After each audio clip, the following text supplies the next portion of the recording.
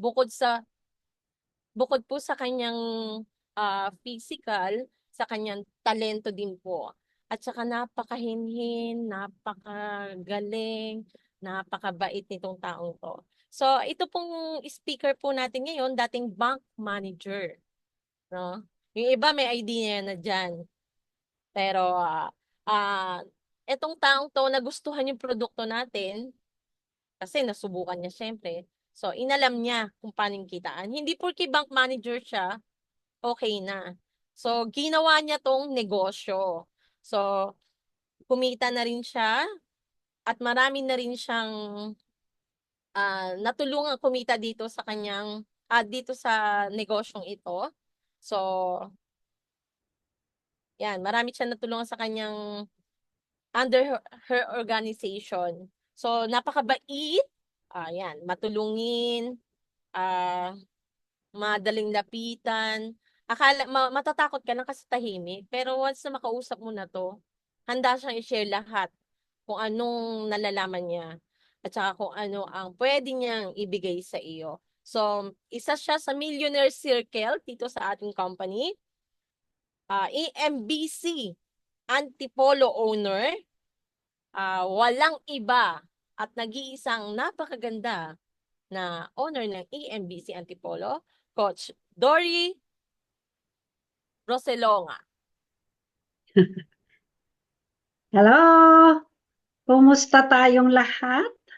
Thank you, Coach Mai, for the amazing introduction. Kumusta tayong lahat? Hala, mag-invite pa kayo kasi I'm sure excited tayo ngayong gabi na matuto. Isa sa lagi kong sinasabi, kahit sino, team ko o crossline, kahit kaninong team, paulit-ulit kong sinasabi na product knowledge is very important. Hindi yan pwedeng iskipan mo. Kwento lang ako.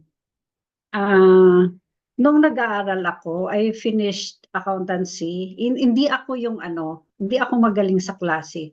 Ako yung medyo konting above average, pero may grade akong mababa talaga. But naniniwala ako dun sa sinasabi nilang may mararating ka kung masipag kang mag-aral.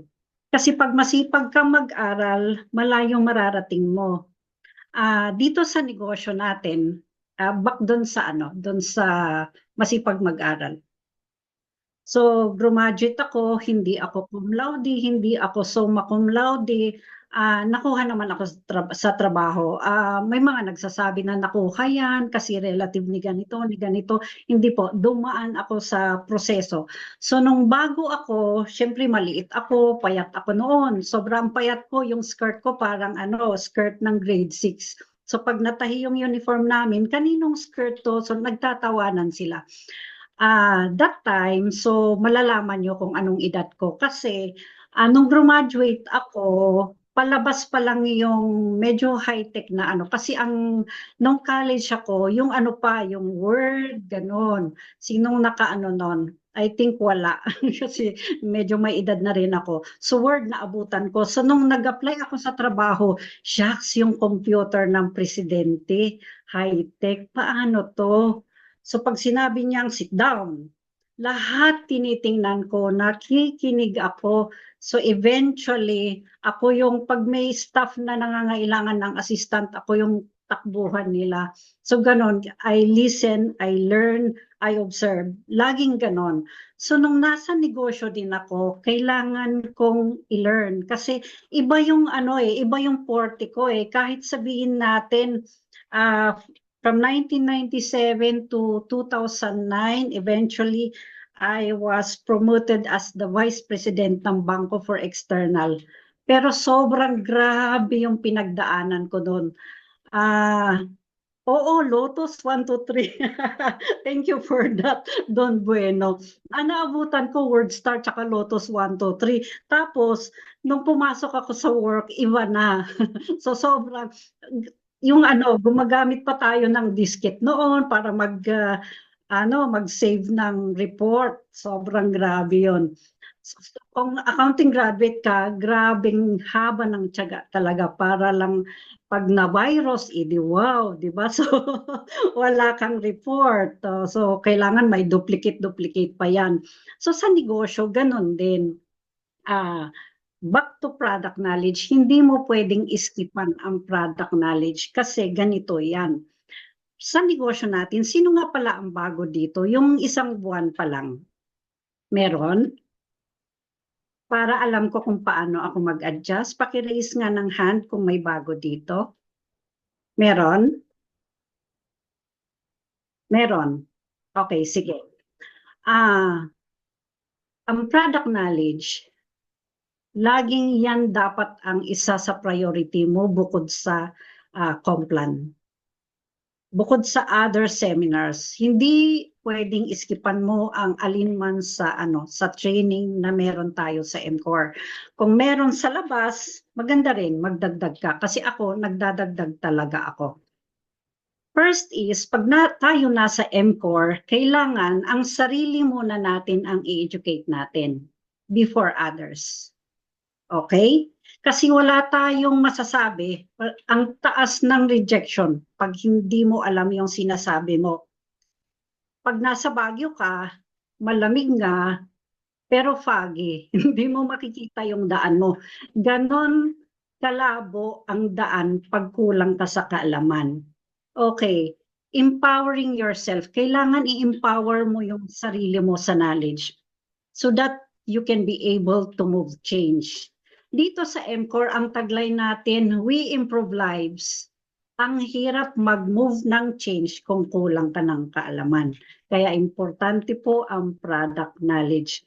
Sabi nila, kailangan ikaw yung pinakamagaling. There's no such thing as that. Hindi ako naniniwala dyan. Naniniwala ako na kung meron kang tiyaga mag-aral, ikaw yung pinakamasipag na mag-aral, malayo ang mararating mo.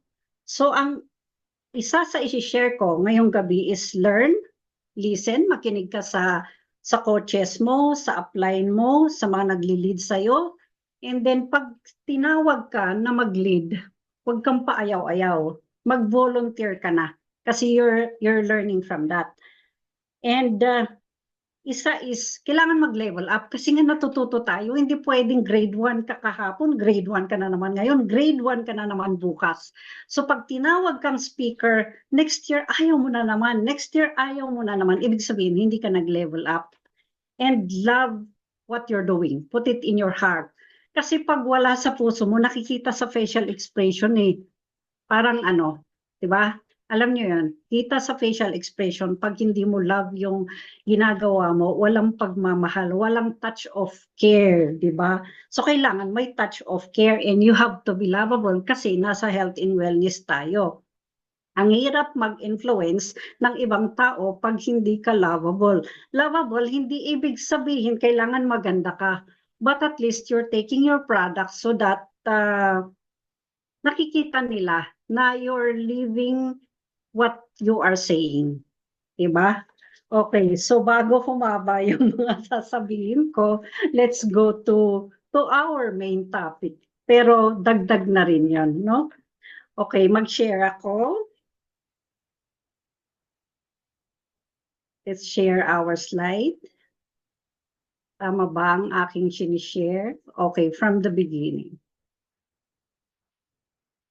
Itong mga nandito ay mga acid-forming foods. So lahat ito nakikita nyo sa screen, they are inflammatory triggers. So tandaan yung word, inflammatory triggers. So itong donuts, lahat ng makikita mo dyan sa acid-forming food are inflammatory triggers. Yung air pollution, ganun din. Sino dito ang hindi lahat malapit sa factory? Pero sa loob ng bahay natin mismo, merong pollution, yung mga katol, yung mga sasakyan. Alam nyo ba na ang tricycle ayon sa research are yung number 1 na nag-i-emit ng pollution. Kasi compared sa moderno na sasakyan, they lack emission control. So kung tayo na madalas nakakakita ng tricycle sa labas, minsan sinasakyan natin kasi hindi naman maiwasan. But of course, the others have their own cars. So sa sasakyan sila, pero yun pa rin, nakikita pa rin natin sa labas. Yung iba nga community, 24 hours ang tricycle. So if you live in that area, meron kang kailangan gawin. So contaminated water, hindi lahat ng tubig ay malinis, no? Lalong-lalo na sa polluted areas. Sa lifestyle din, ganun din. Ganun din, sobrang pag-inom ng alak. Wine is good, but sobra is masama. And then smoking, stress, isa yan sa number 1 triggers na nakakataas ng blood pressure. Yun. Kaya yung circulation ng dugo natin, hindi maayos pag mataas ang stress. Sa buhay natin ngayon na ang daming stressor sa trabaho, sa pamilya. So, ano pang i-expect natin, di ba? Okay. So, meron tayong tinatawag na pH scale. Pag poor health, nasa acidic area. Pag good health, nasa balance area. Hindi naman pwedeng very too high alkaline. Kasi pag too high alkaline ka, hindi madadigest ang food mo. We have that alkalosis na tinatawag. So, dapat balance siya. Okay? Nung pinanganak tayo, except for babies na talagang pinanganak na may sakit, except yon. But for babies, more of ang katawan natin healthy kasi nga kapapanganak pa natin, no? But as we grow older, nandyan na yung kumakain tayo ng burger, yung mga lahat ng frozen, tapos sa mga bata ang pinapainom, juice na hindi healthy, no? Canned foods, tapos pauulamin mo pa ng hotdog, bibigyan mo ng burger. So anong mangyayari? As we grow older, nagkakaroon ng inflammation ng katawan, nagkakaroon tayo ng sakit. Okay. So sabi, illnesses can be prevented. By how? Okay, by having the right diet. Nagkakaroon ng healthy exercise, walking, jogging, at least 5 to 15 minutes a day. Regular exercise, and of course, taking vitamin C. Ito pinaka-importante, hindi siya pwedeng option. But it should be an essential part of our daily life. Okay?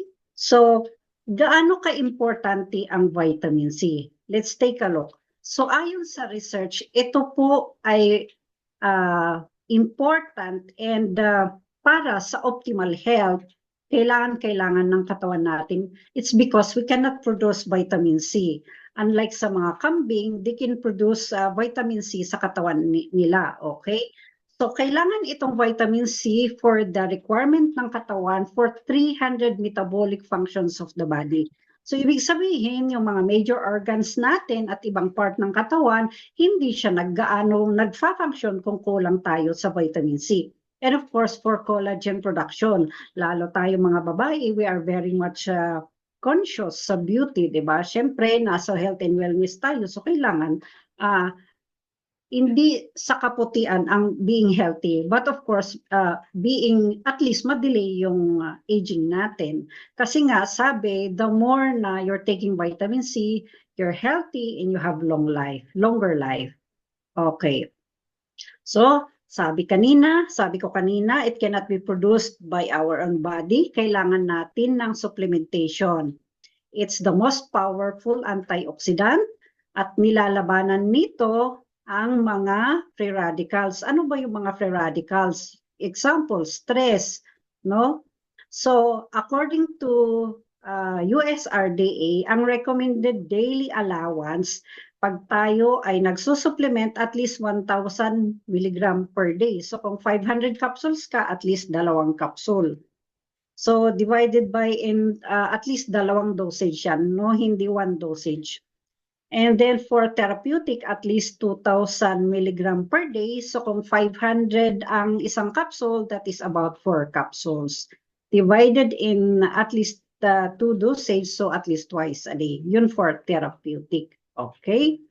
So, taking vitamin C, 500 milligram of vitamin C is equivalent to eating 20 apples. So, imagine kung kakainin mo yung 20 apples, sobrang masakit yun sa tiyan, di ba? And also equivalent sa 20 bananas, pero impossible na makakain mo yan. And at the same time, very high ang cost niya. Ang 100, ang 1 kilo na banana almost cost 160 to 180, di ba?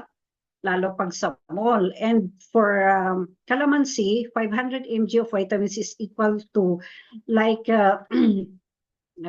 drinking na squeeze na calamansi, but mangangasim ang tiyan mo dyan, no? Matatrigger yung acidity mo. Okay, sabi ni Dr. Linus Pauling, si Dr. Linus Pauling ang isang twice na Nobel Prize awardee, the father of vitamin C. So nasa history na yan.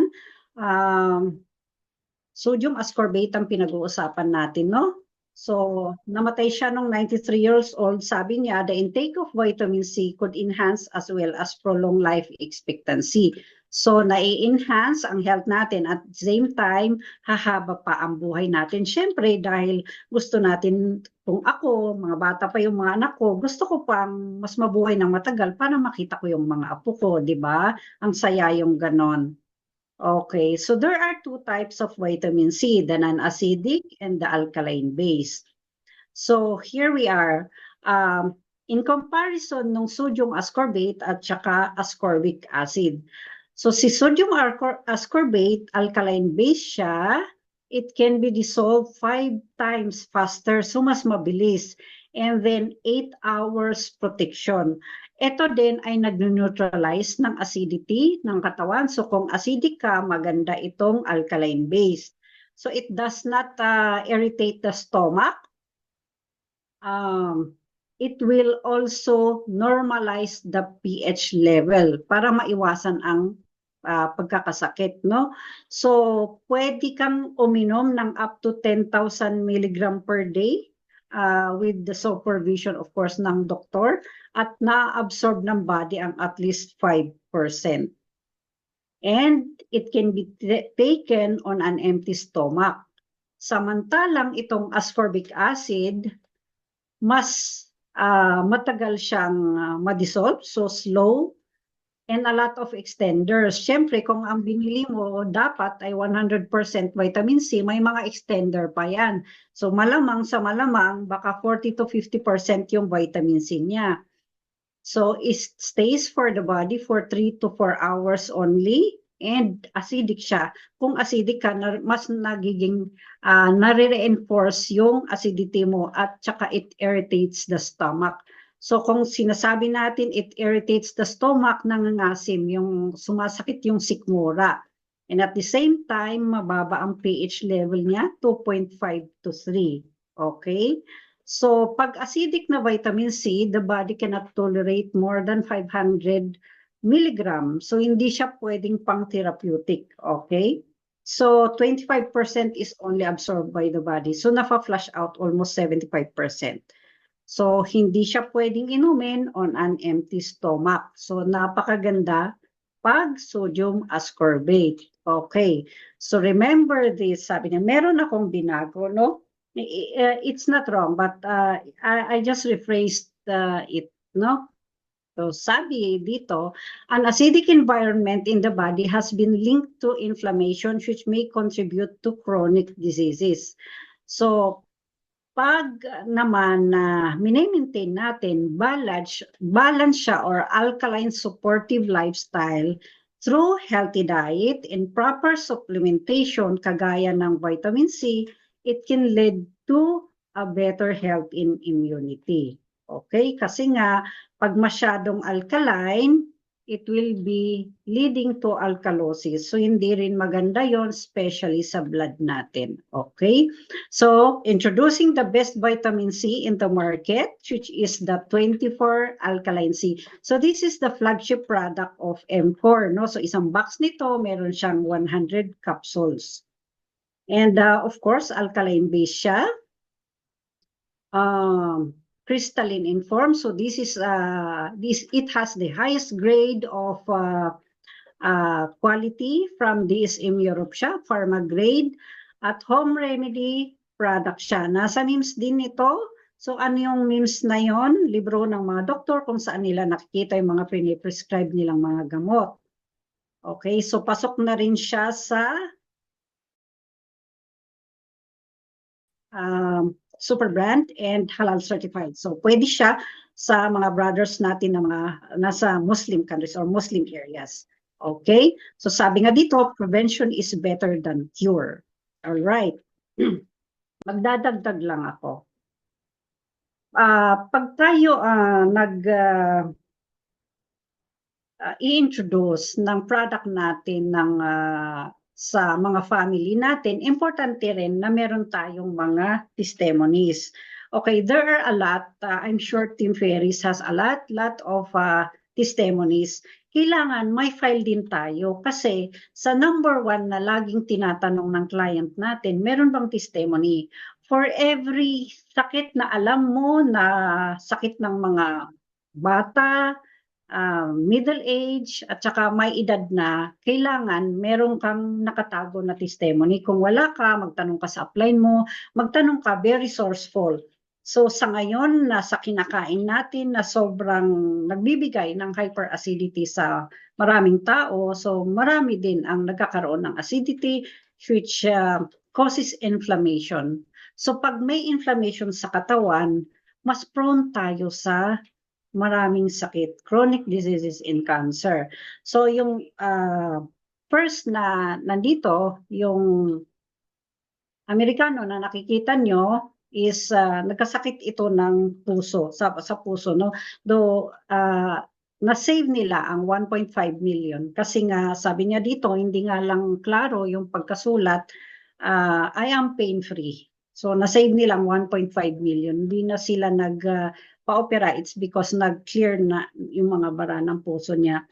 And then another is pastor ito, hyperacidity, and the sister of Mafe, cancer survivor, na nag-take din ng ating product. And then meron tayong GERD testimony, which marami yan sa mga customers natin. Then we have the chef na nagtatrabaho sa cruise ship. Okay? So, napakabilis, no? 7:28. May natutunan ba tayo? Meron? May tanong. May tanong.